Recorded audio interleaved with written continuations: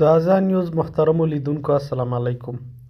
تېره ورځ په قندهار کې د اسلامي امارت د مشرانو ترمنځ یوه مهمه غونډه شوې وه. دا چې دغه غونډه په کومو پیښو باندې شوې وه او ولې شوې وه غواړو په دې ویډیو کې درته په دې اړه معلومات ولرو.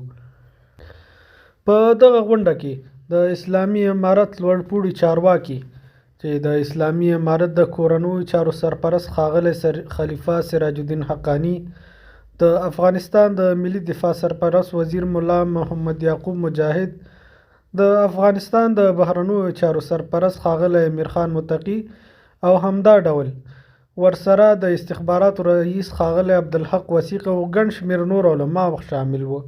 که څه هم د اسلامي امارت د مرکزي ویان ښاغلي ذبیح الله مجاهد له لوري په یو اعلامیه کې په دې اړه ویل شوي چې علي قدر امیرالمؤمنین حفظه الله د یو شمېر ولایتونو له علما کرامو او مسؤلینو سره ولیدل.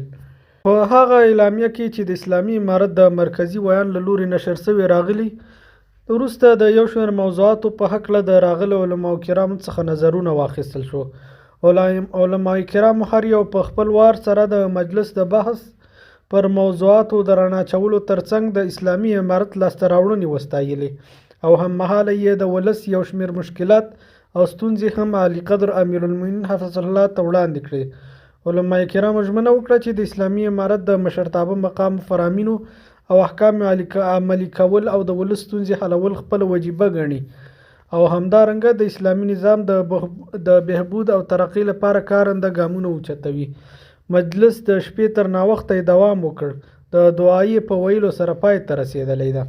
خو دا چې په مشخصه توګه پیښې ذکر شي او چې اسلامي امارت دغه لوړپوړو چارواکو په دغو مشخصو مسایلو بحث وکړي تر اوسه نه دی معلوم. خو تر ډیره داسې فکر کیږي چې ګواکې تر ټولو مهمه مسله چې په دغه غونډه کې پرې خبرې شوي هغه د نجونو د ښوونځیو مسله ده. هغه مسله چې د اسلامي امارت پر وړاندې تر ټولو ستر خنډ ده.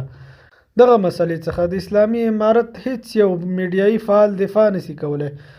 هر وخت چې د نجونو د تعلیم مسله رامنځته کیږي په جواب کې ویل کیږي یو کمیټه تشکیل شوې ده، ډیر ژر به د نجونو مکتبونو ته یو داسې چوکاټ برابر شي او ډیر ژر به د نجونو پوهنتونونه ښوونځي خلاص شي.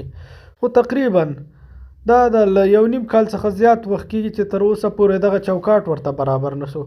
کیدای شي دغه مشرانو دغه ویناوې هم د نجونو د ښوونځیو پر خلاصون بحث کوي. په ورته مهال کې د اروپایي اتحادیې ځانګړی استازی توماس نیکلسن هم په قندهار کې د افغانستان د بهرنیو چارو مرستیال وین ښاغلی حافظ احمد تکل پر خپله ټویټر پاڼه لیکلی دی. د اروپایي ټولنې استازو په قندهار کې د بهرنیو چارو له وزیر سره وکتل. د افغانستان لپاره د اروپایي ټولنې استازي توماس نیکلسن او د یادې ټولنې د پلاوي رئیس رافیلا ایډویس قندهار ولایت مقام کې د بهرنیو چارو له وزیر مولوي امیر خان متقي سره په داسې حال کې وکتل چې مرستیال والي هم حضور درلود.